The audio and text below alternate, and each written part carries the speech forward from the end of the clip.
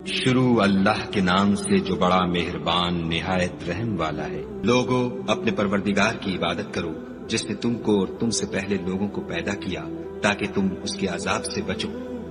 جس نے تمہارے لیے زمین کو بچھونا اور آسمان کو چھت بنایا اور آسمان سے میوہ برسا کر تمہارے کھانے کے لیے انواع و اقسام کے میوے پیدا کیے، بس کسی کو خدا کا ہمسر نہ بناؤ اور تم جانتے تو ہو۔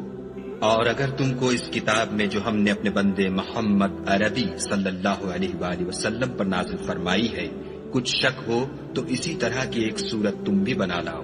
اور خدا کے سوا جو تمہارے مددگار ہوں ان کو بھی بلا لو اگر تم سچے ہو۔ لیکن اگر ایسا نہ کر سکو اور ہرگز نہیں کر سکو گے تو اس آگ سے ڈرو جس کا ایندھن آدمی اور پتھر ہوں گے اور جو کافروں کے لیے تیار کی گئی ہے۔ اور جو لوگ ایمان لائے اور نیک عمل کرتے رہے ان کو خوشخبری سنا دو کہ ان کے لیے نعمت کے باغ ہیں جن کے نیچے نہریں بہ رہی ہیں، جب انہیں ان میں سے کسی قسم کا میوہ کھانے کو دیا جائے گا تو کہیں گے یہ تو وہی ہے جو ہم کو پہلے دیا گیا تھا، اور ان کو ایک دوسرے کے ہم شکل میوے دیے جائیں گے اور وہاں ان کے لیے پاک بیویاں ہوں گی اور وہ بہشتوں میں ہمیشہ رہیں گے۔ خدا اس بات سے آر نہیں کرتا کہ مچھر یا اس سے بڑھ کر کسی چیز مثلا مکھی مکڑی وغیرہ کی مثال بیان فرمائے۔ جو مومن ہیں وہ یقین کرتے ہیں کہ وہ ان کے پروردگار کی طرف سے سچ ہے، اور جو کافر ہیں وہ کہتے ہیں کہ اس مثال سے خدا کی مراد ہی کیا ہے۔ اس سے خدا بہتوں کو گمراہ کرتا ہے اور بہتوں کو ہدایت بخشتا ہے، اور گمراہ بھی کرتا ہے تو نافرمانوں ہی کو،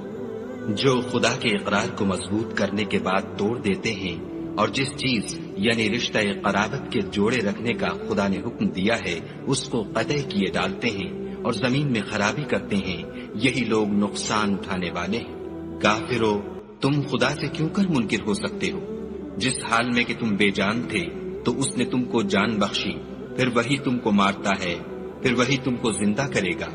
پھر تم اسی کی طرف لوٹ کر جاؤ گے۔ وہی تو ہے جس نے سب چیزیں جو زمین میں ہیں تمہارے لیے پیدا کی، پھر آسمانوں کی طرف متوجہ ہوا تو ان کو ٹھیک ساتھ آسمان بنا دیا،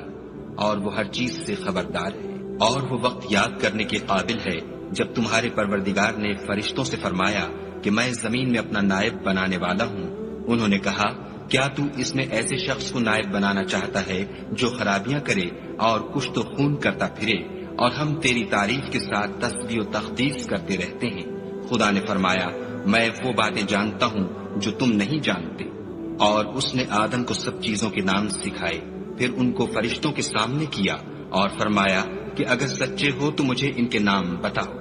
انہوں نے کہا تو پاک ہے، جتنا علم تو نے ہمیں بخشا ہے اس کے سوا ہمیں کچھ معلوم نہیں، بے شک تو دانا اور حکمت والا ہے۔ تب خدا نے آدم کو حکم دیا کہ آدم تم ان کو ان چیزوں کے نام بتاؤ۔ جب انہوں نے ان کو ان کے نام بتائے تو فرشتوں سے فرمایا کیوں میں نے تم سے نہیں کہا تھا کہ میں آسمانوں اور زمین کی سب پوشیدہ باتیں جانتا ہوں، اور جو تم ظاہر کرتے ہو اور جو پوشیدہ کرتے ہو سب مجھ کو معلوم ہے۔ اور جب ہم نے فرشتوں کو حکم دیا کہ آدم کے آگے سجدہ کرو تو وہ سب سجدے میں گر پڑے، مگر شیطان نے انکار کیا اور غرور میں آ کر کافر بن گیا۔ اور ہم نے کہا کہ اے آدم تم اور تمہاری بیوی بہشت میں رہو اور جہاں سے چاہو بے روک ٹوک کھاؤ پیو، لیکن اس درخت کے پاس نہ جانا نہیں تو ظالموں میں داخل ہو جاؤ گے۔ پھر شیطان نے دونوں کو وہاں سے پھسلا دیا اور جس عیش و نشاط میں تھے اس سے ان کو نکلوا دیا۔ تب ہم نے حکم دیا کہ بہشت بری سے چلے جاؤ، تم ایک دوسرے کے دشمن ہو اور تمہارے لیے زمین میں ایک وقت تک ٹھکانہ اور معاش مقرر کر دیا گیا ہے۔ پھر آدم نے اپنے پروردگار سے کچھ کلمات سیکھے اور معافی مانگی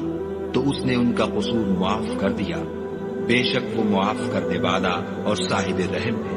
ہم نے فرمایا کہ تم سب یہاں سے اتر جاؤ، جب تمہارے پاس میری طرف سے ہدایت پہنچے تو اس کی پیروی کرنا، کہ جنہوں نے میری ہدایت کی پیروی کی ان کو نہ کچھ خوف ہوگا اور نہ وہ غمناک ہوں گے، اور جنہوں نے اس کو قبول نہ کیا اور ہماری آیتوں کو جھٹلایا وہ دوزخ میں جانے والے ہیں اور وہ ہمیشہ اس میں رہیں گے۔ اے آل یعقوب، میرے وہ احسان یاد کرو جو میں نے تم پر کیے تھے، اور اس اقرار کو پورا کرو جو تم نے مجھ سے کیا تھا۔ میں اس اقرار کو پورا کروں گا جو میں نے تم سے کیا تھا، اور مجھے سے ڈرتے رہو۔